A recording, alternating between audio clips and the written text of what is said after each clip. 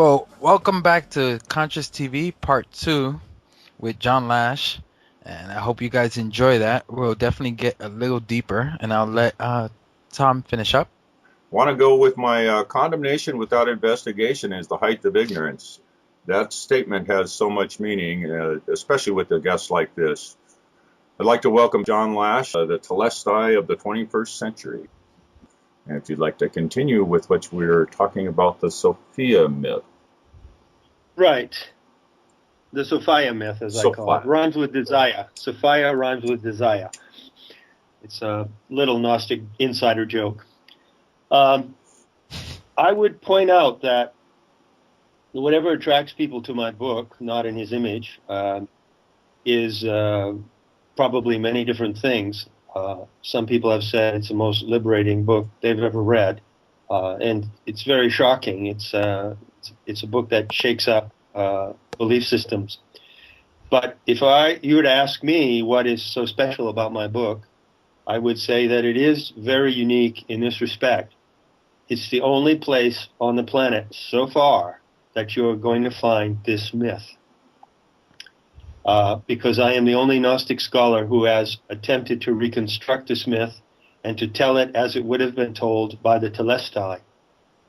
This myth, this vision story of the divine Sophia, who is the planet we live on, was what aimed them. Remember, the word Telestai means those who are aimed. And what aimed them, what gave them purpose and direction in all that they did, was this story. So I would say, look at my website, metahistory.org, or look into the book, and just give yourself the opportunity to consider this story, because it's a story that you have never heard before. I can guarantee you that. There are many stories going around, many stories, of course, many speculations about how the planet Earth was created, or where did humanity originate, or were we engineered by extraterrestrials, or were we created by God pointing his finger, or, whatever. There are many, many stories, and I just want to point out that this is one story you haven't heard yet, and you might be very surprised to look into this story of the divine Sophia.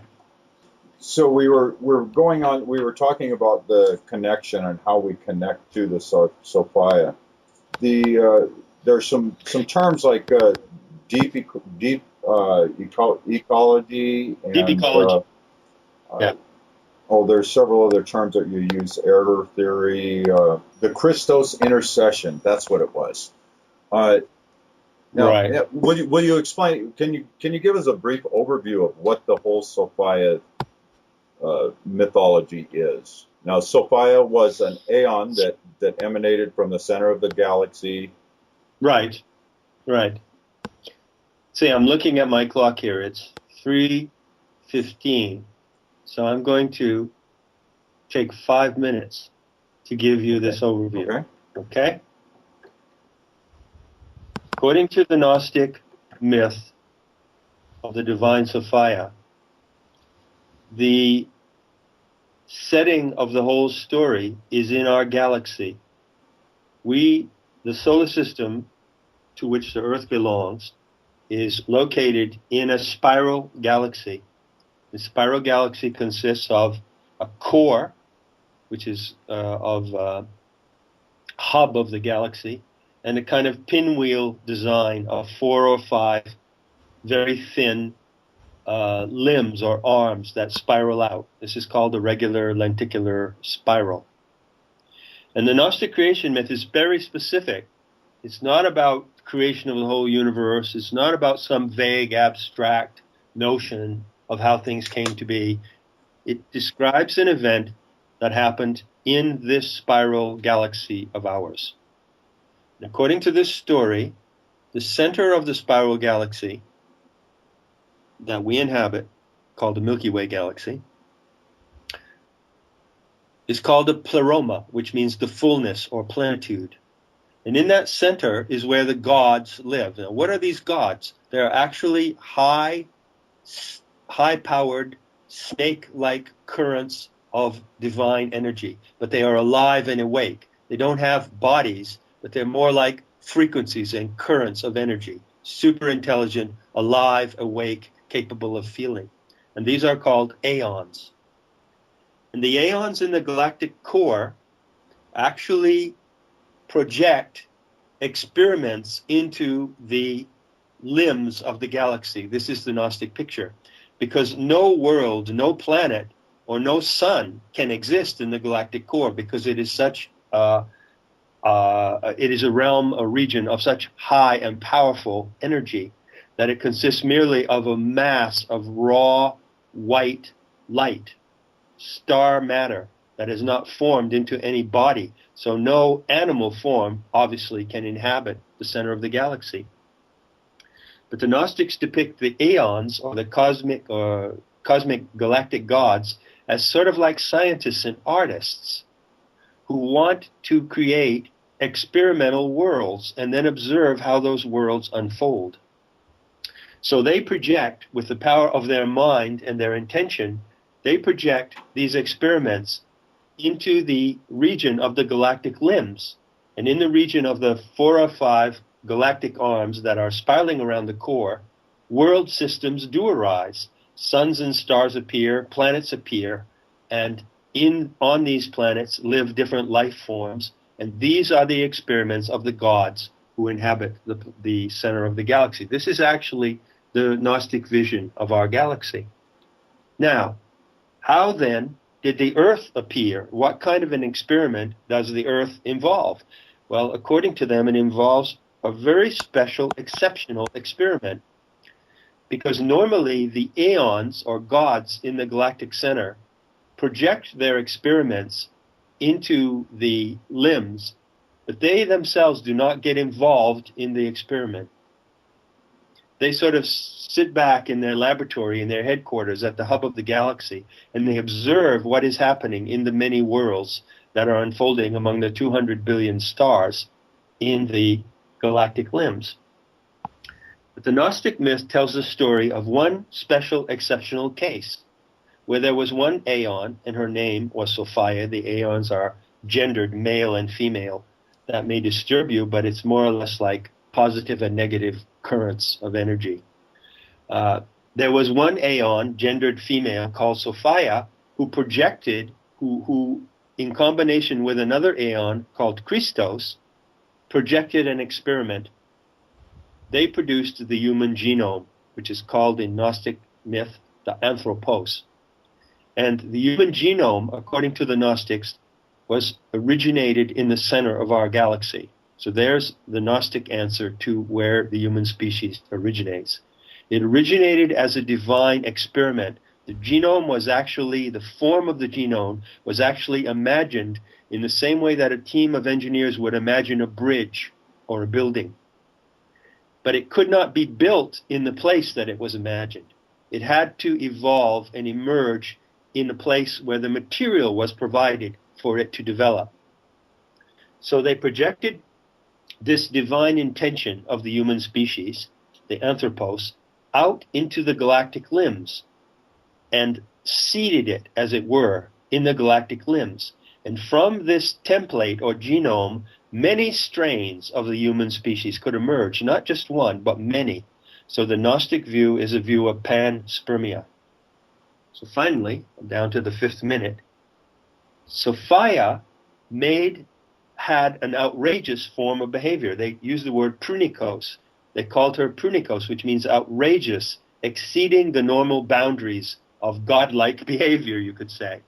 Sophia, who with the Christos aeon had conceived and constructed the human genome, was so fascinated by the human experiment that she actually plunged from the galactic center and became involved in the evolution of the world where that experiment would appear.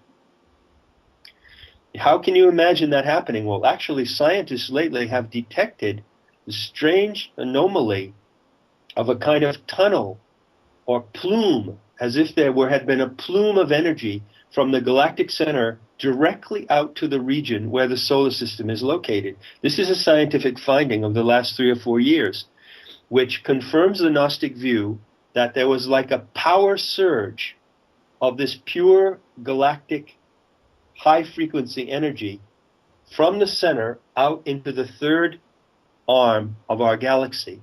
And there that energy condensed slowly under the conditions of atomic matter that are operating in the galactic limbs. It condensed into a globe, and it became the Earth.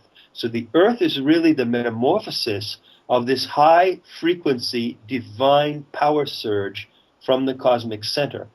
And that, in mythological terms, is called the fall of the goddess Sophia. So then, deep ecology and transcendence would be the act of connecting with this consciousness? Totally. What I mean by deep ecology, on metahistory orb, I define gnosis as saying gnosis is the deep ecology of the human spirit. What is deep ecology? Deep ecology is the recognition that the planet we live on is not just a place for us to live, like a house we rent. It's not just a location we find ourselves, like a city we live in, Tokyo or Chicago. It is actually a divine world in its own right.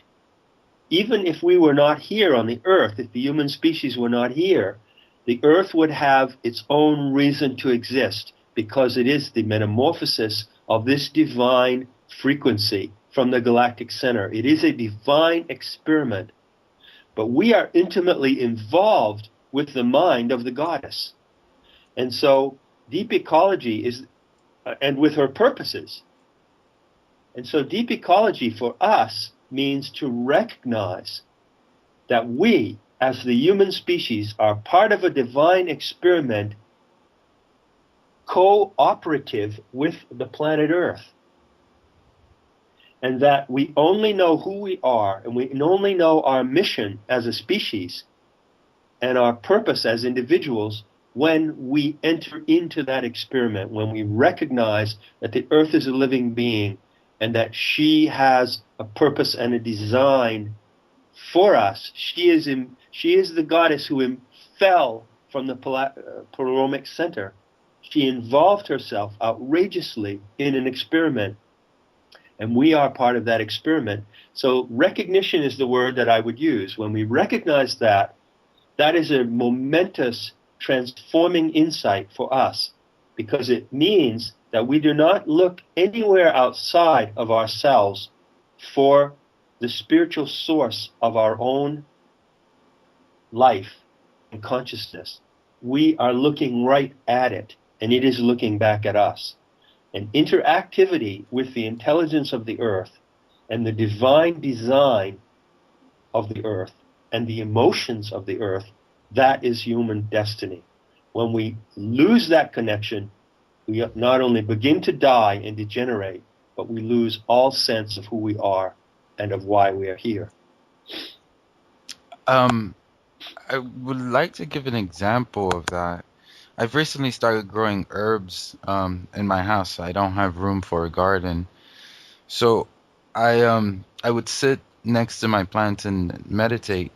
And I recently started growing Italian parsley. And the bag said that the seeds are supposed to start sprouting in about 2 weeks. In about 6 days, they started growing, and now it's not even 2 weeks yet, and they're just growing really rapidly. Is this what you mean by the connecting yourself with the Sophia spirit, where you're actually helping nature grow or becoming part of nature growing? That is it. That is precisely it, and that is the direction to go, to approach her. She is nature. You could define paganism as the spiritual view that sees nature as divine.